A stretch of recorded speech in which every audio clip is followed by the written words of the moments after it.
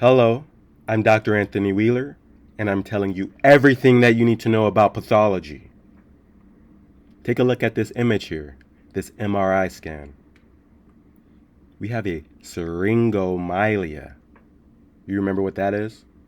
If not, or if so, either way we're going to be talking about it today. So buckle up. We're discussing spinal cord pathology.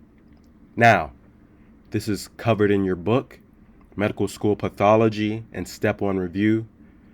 Updates are on the website. All the material you need to succeed, do your best on Step 1. If you haven't got it yet, what are you doing? Spinal cord lesions. Spinal cord lesions are pathologic issues that affect the spinal cord. Examples of spinal cord lesions include Syringomyelia, Poliomyelitis, Werdnig-Hoffmann Disease, Amyotrophic Lateral Sclerosis, and Friedreich ataxia. Okay? Here in this image, this T2 weighted MRI, we can see a syrinx located at C6/C7 of the cervical spine.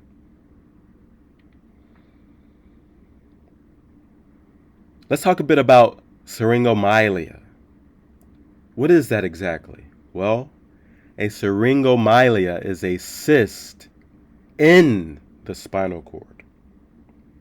Here we can see a syringomyelia associated with Arnold-Chiari malformation. Keep in mind that syringomyelias can enlarge, and you know what happens then, right? Spinal compression and neurologic symptoms as a result. Causes of syringomyelia include cystic degeneration of the spinal cord where there has been trauma, or an Arnold-Chiari malformation. Syringomyelia typically occur between C8 and T1.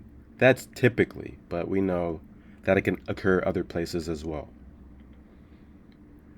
When the anterior white commissure of the spinothalamic tract is involved in a syringomyelia, a sensory loss of pain and temperature occurs with sparing of fine touch and position perception in the upper extremities in a classical cape-like distribution.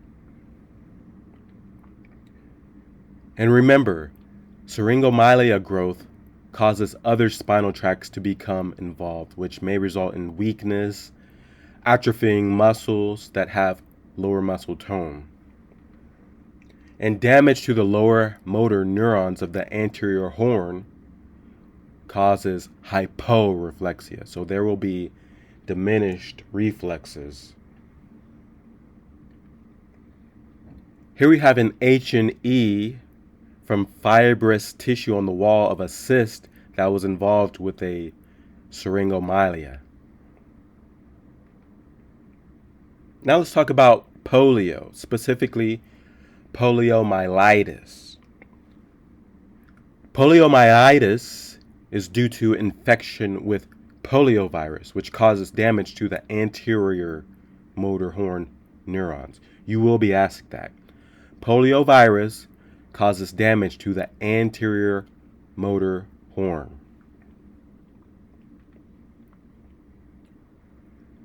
Lower motor neuron symptoms of poliomyelitis include flaccid paralysis with atrophying muscles, fasciculations, weakness with decreased muscle tone, poor reflexes, and a negative Babinski sign, right? All my future neurologists are well aware of this.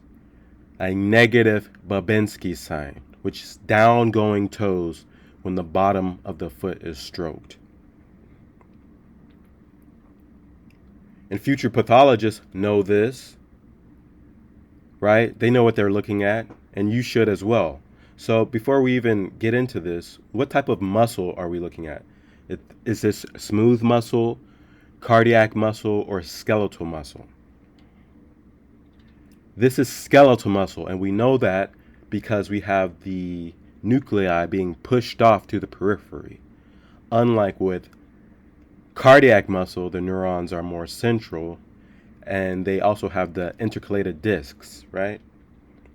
And then we know that smooth muscles have that sort of tapered, classical cigar-like shape, okay?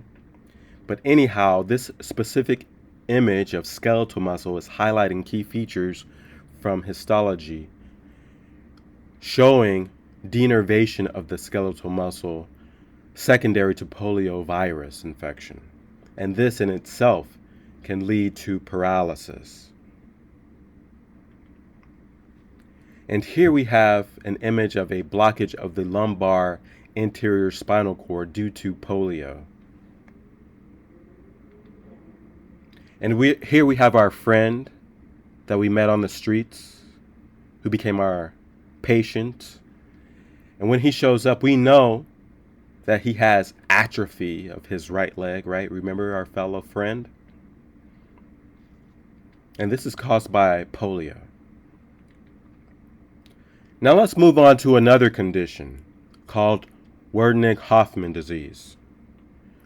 Werdnig-Hoffmann disease is an inherited anterior motor horn degenerative disorder. And here we can see the inheritance pattern for this condition. Werdnig-Hoffmann disease is autosomal recessive. And here we can see an x-ray of a patient who's inherited this, showing a bell-shaped torso due to atrophy of the intercostal muscles.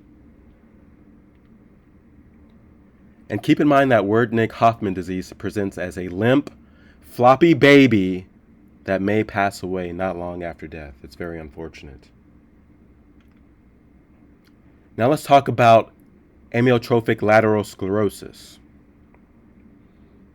Amyotrophic lateral sclerosis is a corticospinal tract degenerative disease of the upper and lower motor neurons.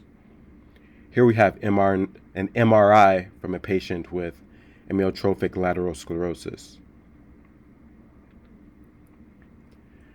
Note, amyotrophic lateral sclerosis is also known as Lou Gehrig disease.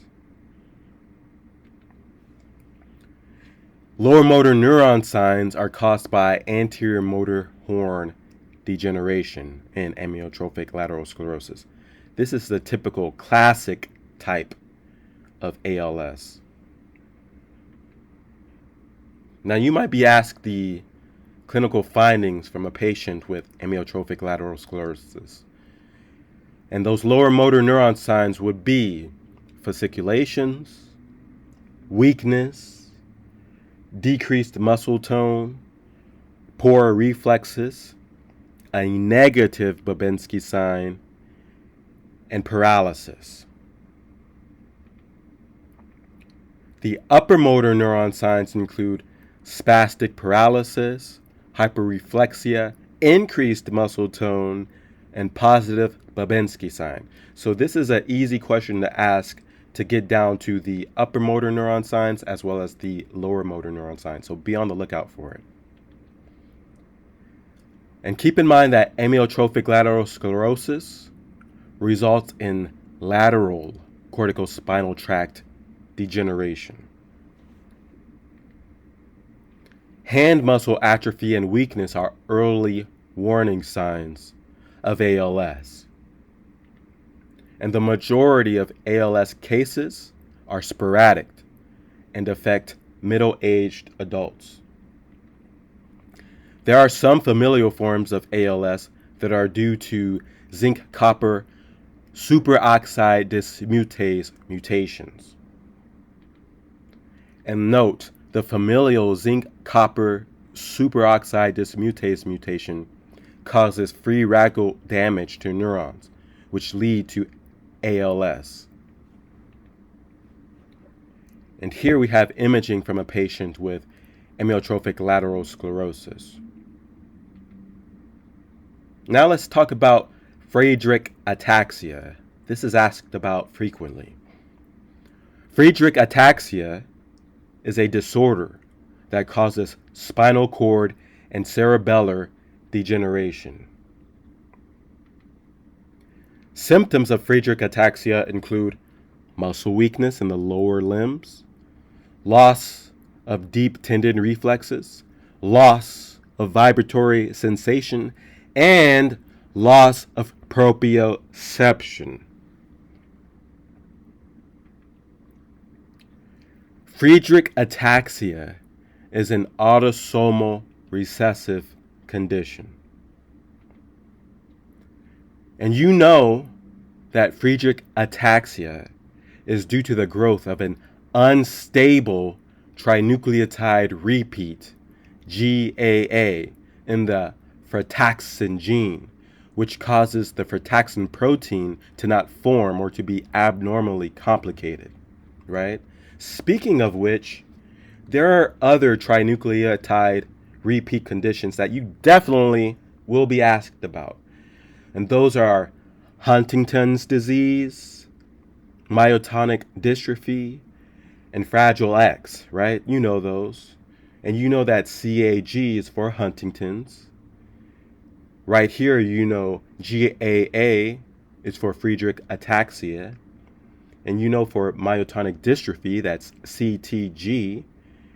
And for Fragile X, that's CGG. And of those, who has the giant gonads? Patients with Fragile X, right? An easy way to remember that is CGG. You're seeing giant gonads, you freak! How dare you disgust me sometimes. Anyhow, frataxin normally prevents abnormal iron accumulation through its effect with mitochondria. Abnormal or absent frataxin causes an accumulation of iron and free radical damage. Complications of Friedreich ataxia include difficulty walking, right? They might need a wheelchair even, as well as hypertrophic cardiomyopathy. And with that, you completed another very important, highly tested lecture. Kudos to you. Congratulations. Get your head out of the gutter thinking about giant gonads and get your head in the book. I know you're using it. Keep reading, keep growing, keep learning. Although sometimes I'm disgusted with you, most of the time I'm proud of you. So keep making me happy, keep learning, keep helping your friends, keep making your parents proud, and I'll see you next time.